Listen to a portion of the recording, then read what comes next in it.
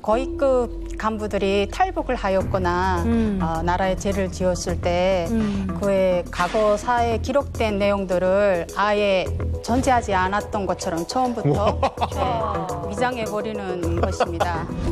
근데 사실 고위급 관계자가 뭐 배신을 했어도 그게 역사잖아요. 그 말씀도 일리는 있다면 북한 입장에서는 본인들의 혐행 역사는 굉장히 고결해야 되고 완전 무결해야 되는데 그 사이에 어떤 불순 문제들이 끼는 걸 용납할 수 없기 때문에 우리는 이런 짓이라도 해서라도 어떤 우리의 역사를 완벽하게 만들겠다라는 그런 의지가 있는 거죠. 그럼 가영 씨는 어떤 역사를 지어보셨습니까? 북한의 노동당 비서를 하였던 한강협에 대한 선생님의 역사를 지어버렸습니다. 우리가 아는 그 황상혁. 알겠습니다. 도저히 상상하기 어려운 엄청난 사건이 오늘 일어났습니다. 북한 노동당 국제담당 비서인 황장엽과 수행 비서관 한 명이 오늘 우리나라에 망명을 요청해왔습니다. 전 노동당 비서 황장엽의 망명은 북조선 내부는 물론 국제사회에 큰 파장을 일으켰는데요. 북조선 권력 서열 13위의 최고위층 간부였던 그는 북한 전 주민들의 존경을 받았던 인물입니다. 가영 씨는 황장엽 전 비서를 알고 있었어요? 그때는 나이가 18, 19 이렇게 돼가지고 잘 모르고 있었는데 역사 지우기 사업에 참여하면서 간첩이라고 생각했고 어떻게 이런 김일성 장군님 밑에 이런 나쁜 놈이 이렇게 있을 수 있지? 저기 중앙당 사람들도 다 믿지 못할 사람이라고 이렇게까지 생각했어요. 그런 황장엽 전 비서 선생님 어떻게 지우셨어요? 평양에서 지시가 내려와요. 어느 몇 페이지, 몇 줄부터 몇 번까지, 많게는 몇십 장을 이렇게 삭제하거든요. 그런 목록이 내려와요. 예. 목록이 내려와가지고 짧은 거는 몇 페이지에서 몇 줄까지 하는 건 흰 도화지를 붙이고 이제 몇십 장이 될 때는 밑에다가 백그라이트 판을 대고 이렇게 칼로 잘라버리는 거예요. 책을? 예, 자르고 티가 안 나도록 앞줄장을 이렇게 붙이는 거예요. 그게 전국에서 하는 걸 거 아니에요? 예. 책이 있는 곳은 다.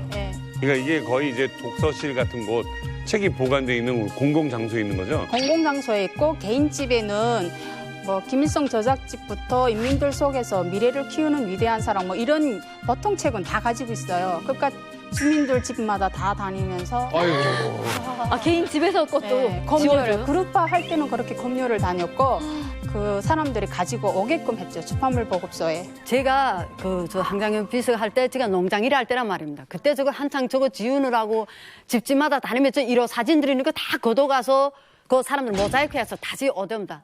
그다음에 집집마다 있는 책들, 우리 집에는 개통의 책이 2개통 됐단 말입니다. 그거 통째로 다 소달구지에다 싣고 가서 왔는데 보름 만에 완 책에 종이를 너무 많이 붙여서 그 책들에다가 도관도관 그래 보니까 다 그 사람들에 대한 것들. 그래 제가 그때 그만큼 그 장군님 밑에서 그만큼 은혜를 받고 배려를 받아서 뭐가 부족해서 나라를 배반하고 망명하나 이 개X다. 우리가 막 이렇게 욕하면서 막 그랬습니다.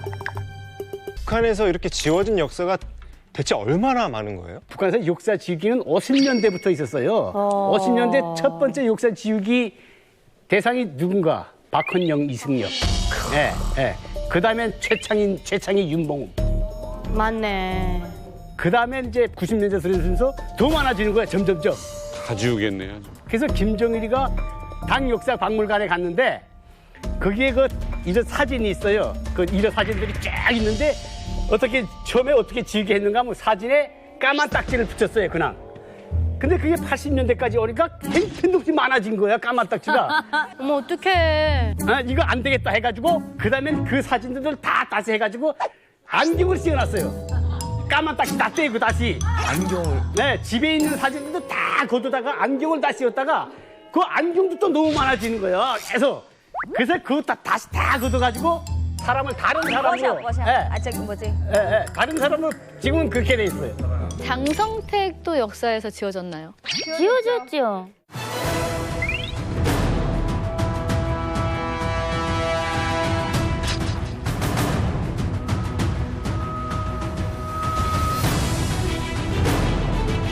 장성택을 제거하고 더 일당을 숙청함으로써 주체 혁명 위협은 승리의 한계를 따라 더욱 활력이 넘쳐 전진해 나갈 수 있게 되었다. 자, 장성택 사망 때 북에 계셨던 분. 네. 자, 그 이후에 좀 어떤 변화가 있었어요? 장성택 얘기를 못하게 한다든가 뭐. 그럼요. 당연히 장성택에 대해서는 이제 이야기하듯이 사진도 다 수정됐고 장성택에 관한 도서들도 다 자취를 감췄어요. 그리고 장성택에 하면은 반당 반영용 종파분자라고 딱 찍었는데 누가 그에 대해서 이야기해요. 그리고 장성택이 그 지우는 것과 함께 그 8촌, 12촌까지 다 쳤는데요. 야. 그 한 가지 어떤 일이 있냐면 저희는 그때 예산에 한 사람이 있었는데 그 집에 지금 차가 딱 와 서 있는 거예요. 그래, 아니 왜 왔냐 하니까 추방 간다는 거예요. 내가 뭘 잘못했는데 내가 어디로 추방 가는데 하니까 장성택의 족보라 하는 거예요. 알지도 아니 못했던 그런데 거야. 저희들 보면은 3, 4촌만 지나가면 벌써 모르지 않아요. 그것도 위 간부가 뭐 12촌까지 알 게 뭐예요. 나는 우리 집엔 장성택이라는 친척이 없다 하니까 좋다 가자 해서 시보안서 주민등록 거기 가서 딱 문건을 뒤졌는데 12촌에 걸려 있었어요. 12촌에. 그래 할 수 없이 추방 갔어요. 말은 하는 애 날벼락이네 진짜. 진짜 말도 안 돼. 이렇게 북한은 자기의 가치관에 해당되지 않은 건 다 처지게요. 역사부터 시작해서 근대 이르기까지. 역사면 여기는 보니까 김춘추나 김유신에 대해서 아주 많이 내세우지 않아요? 그런데 그전엔 그걸 내세웠대요. 그런데 저희가 자랄 땐 그게 없었어요. 왜냐하면 김정일이 역사 가치관이 맞지 않기 때문에 김춘추나 김유신은 예세를 그려들인 이런 나쁜 놈들이기 때문에 아니 영웅이나 애국명장이 될 수 없다. 이래서 제거한 것처럼. 그러니까 신라 역사도 지우는 거네. 네, 그렇죠. 네, 그건 맞습니다. 교과서 자체가 틀려졌어요. 그런데 더 웃긴 게 뭐냐면 이제 같이 지우는 사람들이 있었잖아. 그 지었던 사람 또 다시 하는 거 또 있었어. 에? 지금 제2인자 최룡해하고 이제 그 김소관이 김망 소윤석 이 사람들은 다 다시 또 그에 넣었어요. 그럼 어떻게 다시 복구해? 서관이 같은 경우가 대표적인 케이스인데 서관이가 조선노동당 농업담당 비서였거든요. 근데 그 사람이 심화도 사건에 연루가 되면서 간첩으로 몰려서 총살을 당했어요.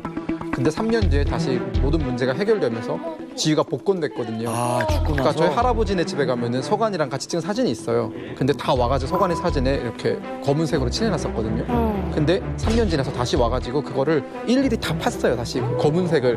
그러니까 서관이 얼굴은 거의 안 보이죠. 근데 검은색은 지워진 거예요, 대충. 그런 식으로라도 우리는 복원사업을 해준다라는, 저는 어릴 때 그걸 봤는데도 여전히 충격이었어요. 왜 굳이 이렇게까지 하나 싶은. 그런데 이제 그 사진을 그래서 다시 붙이면 돼요.